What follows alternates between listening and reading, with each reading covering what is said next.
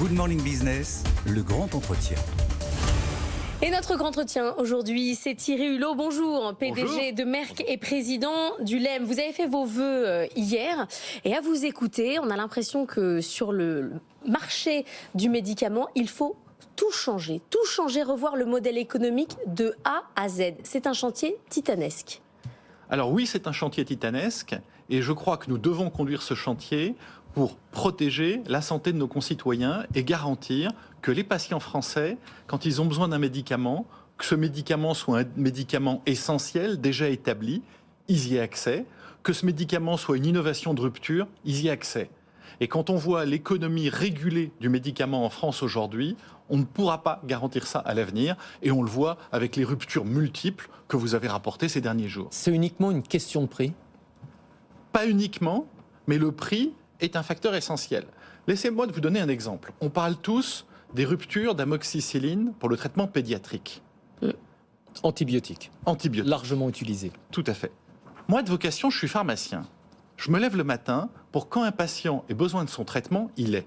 Et quand je vois des parents qui, dans une pharmacie, ne trouvent pas ce traitement essentiel, je suis juste inquiet, révolté. Et d'un autre côté, qu'est-ce qu'on constate ? C'est un traitement qui est vendu 76 centimes d'euros. C'est moins qu'une baguette de pain. Comment fait un producteur, un industriel, dans le contexte hyper-inflationniste dans lequel on est, pour s'y retrouver, pour avoir une marge ?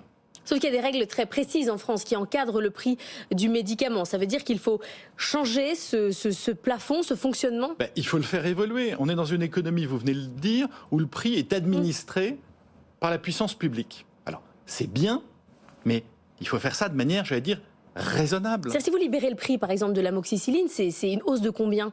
Mais je ne sais pas s'il s'agit de libérer le prix. Ce que je constate, c'est au mois d'avril dernier, ça fait quoi, 9 mois ? Nous avons alerté le gouvernement, la puissance publique, sur le risque d'hyperinflation et les conséquences que ça aurait sur la production des médicaments. 9 mois après, toujours pas de réponse. Et en même temps, vous l'avez rapporté hier, en Allemagne, qu'est-ce qu'on voit ? Pour les 300 molécules essentielles, où les prix sont déjà en moyenne 20 à 30% supérieurs à la France, ils viennent d'annoncer qu'ils allaient augmenter les prix de ces molécules-là de 50%. À vous entendre avec ce débat sur le prix, est-ce qu'il faut se résoudre à ce que les pays qui payent le plus aient accès en priorité aux médicaments ? C'est un peu ce qui s'est passé au début du vaccin contre la Covid-19. La question, ce n'est pas les pays qui payent le plus. Mon propos est absolument pas là. Mon propos est de dire, quand vous avez un traitement essentiel à 76 centimes d'euros, tout le monde comprendra qu'avec les normes de qualité, les normes environnementales, tous les contrôles multiples, toute la sécurité qu'on veut autour, il n'y a plus de marge. Je réitère néanmoins ma question. Est-ce qu'il n'y a pas déjà de fait une sélection par le prix ? Je ne crois pas qu'il y ait une sélection par le prix. Et les entreprises du médicament que je représente en France sont mobilisées sur l'accès des médicaments aux patients français. Et laissez-moi vous dire quelque chose, parce que c'est fondamental. Je pense que nous devons à nos concitoyens la transparence. La transparence sur les faits et sur la situation. C'est pourquoi j'annoncerai tout à l'heure, lors de mes vœux, que nous allons mettre en place un baromètre de l'accès aux médicaments. Qu'est-ce que j'entends par là ?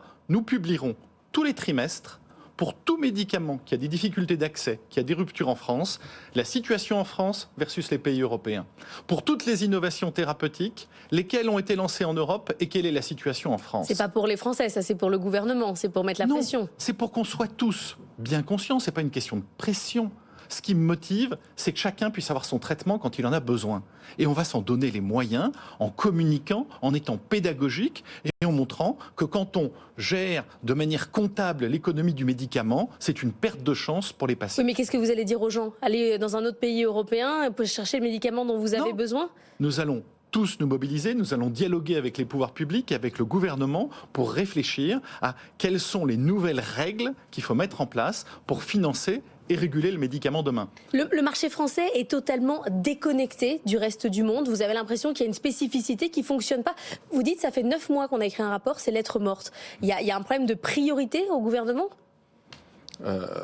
On l'a vu lors du vote de la loi de financement de la sécurité sociale, le fameux LFSS 2023, il y avait une contrainte budgétaire très forte et très forte sur le médicament. Alors concrètement, qu'est-ce que ça veut dire ?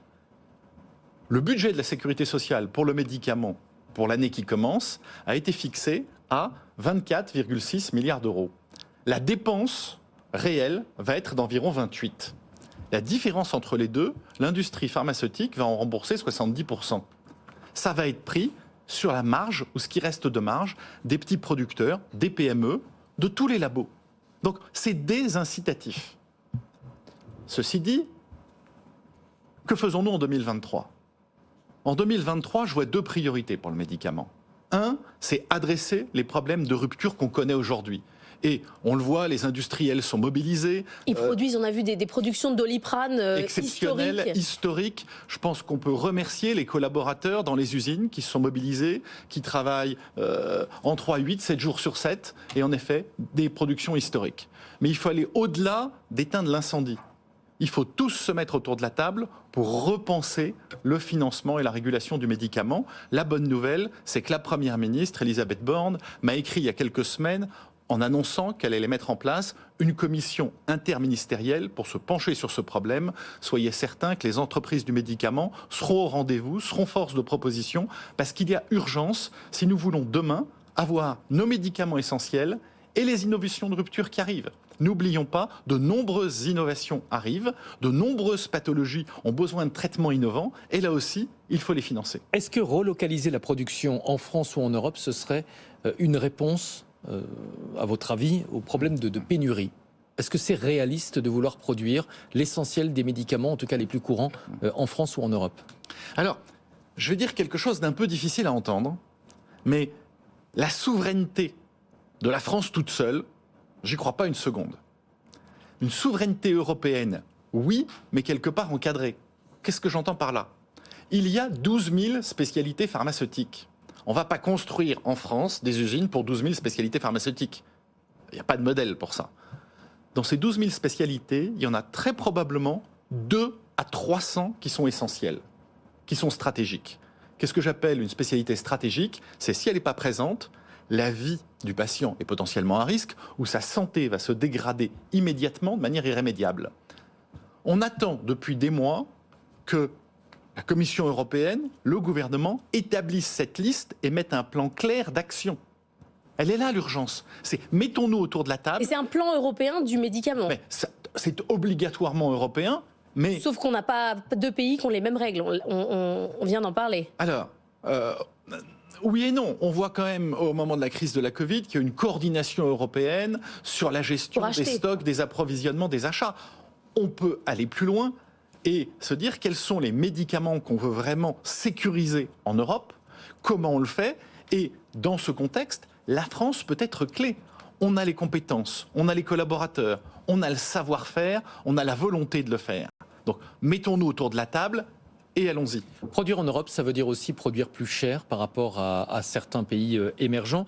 Est-ce qu'on va pouvoir produire en Europe sans relever le prix du médicament? On en revient à ce qu'on disait au départ. Il faudra relever le prix de certains médicaments. Mais j'en reviens encore, quand il est à 78 centimes d'euros, ça ne mettra pas en péril les comptes de la nation. Est-ce qu'il faut toucher à la clause de sauvegarde? Ça, c'est une spécificité qui plafonne le chiffre d'affaires des laboratoires. Qu'est-ce qu'on fait avec cette clause? Ce n'est pas la clause de sauvegarde auquel il faut toucher. C'est être très clair en se disant, est-ce que l'on veut financer le médicament à hauteur de la demande de nos concitoyens? La clause de sauvegarde, c'est un impôt supplémentaire qui vient peser sur l'industrie pharmaceutique, qui nuit à l'attractivité de la France et à la sécurisation des approvisionnements. À vous entendre, c'est pas très positif quand même. Mais je ne suis pas positif, je suis inquiet. Je suis inquiet et avec les entreprises du médicament, nous sommes mobilisés pour alerter les pouvoirs publics, pour travailler avec eux, pour être porteurs de solutions. La question n'est pas, mon inquiétude c'est très bien, c'est qu'est-ce qu'on fait, qu'est-ce qu'on avance. Nous sommes là mobilisés pour dialoguer, pour construire, pour trouver des solutions dans l'urgence sur les ruptures et dans la durée pour que cela ne se reproduise pas demain et que les patients français aient accès légitimement aux produits essentiels et aux innovations thérapeutiques. Les médecins sont mécontents, les soignants sont mécontents et pourtant la France dépense énormément d'argent pour sa santé. Qu'est-ce qui se passe? On dépense beaucoup d'argent et tout le monde a l'impression d'être le parent pauvre de la médecine, vous compris. Alors, je crois qu'il y a une spécificité française, qui est notre système de santé, dont on est très fier, qui est remarquable dans le sens de la protection de chacun des citoyens.